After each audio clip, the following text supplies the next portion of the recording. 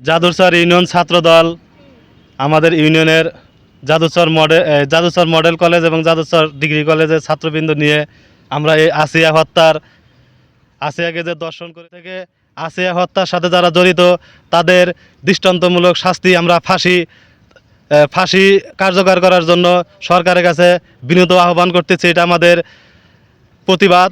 আমরা চাই এই আসিয়া হত্যার একটা সুষ্ঠু তদন্ত হয়ে প্রকাশ্যে বা কোনো শহরের মাঝখানে দাঁড় করিয়ে তাদেরকে ফাঁসিতে ঝুলিয়ে মৃত্যুদণ্ড কার্যকর করা হোক।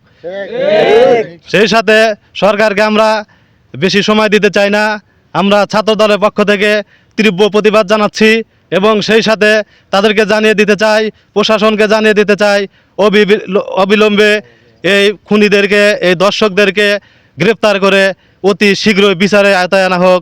এই বলে আমি আমার সংক্ষিপ্ত বক্তব্য শেষ করছি। আল্লাহ হাফেজ।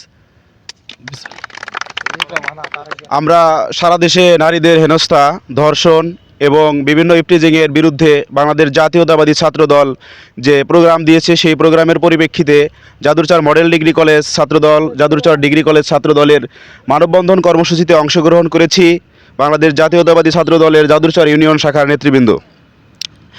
আমরা ওই ধর্ষণকারীদেরকে হুঁশিয়ার দিতে চাই, ধর্ষণকারীদেরকে বলতে চাই, কোনো ধর্ষকের জায়গায় এই বাংলার মাটিতে আর হবে না। আমরা ওই ধর্ষণকারীদের বিরুদ্ধে যুদ্ধ ঘোষণা করলাম।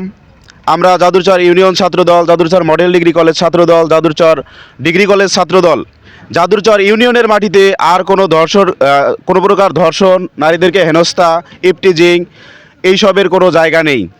তো যাই হোক, আমি জাদুরচর মডেল ডিগ্রি কলেজ ছাত্রদল এবং জাদুরচর ডিগ্রি কলেজ ছাত্রদলের নেতৃবৃন্দকে অসংখ্য ধন্যবাদ জানাই এই জন্য যে তারা যেন এইভাবেই জনগণের অত্যাচার, তারপরে হচ্ছে নারীদেরকে ইফটিজিং, ধর্ষণকারীদের বিরুদ্ধে এইভাবে তাদের যুদ্ধটাকে এগিয়ে নিয়ে যায়।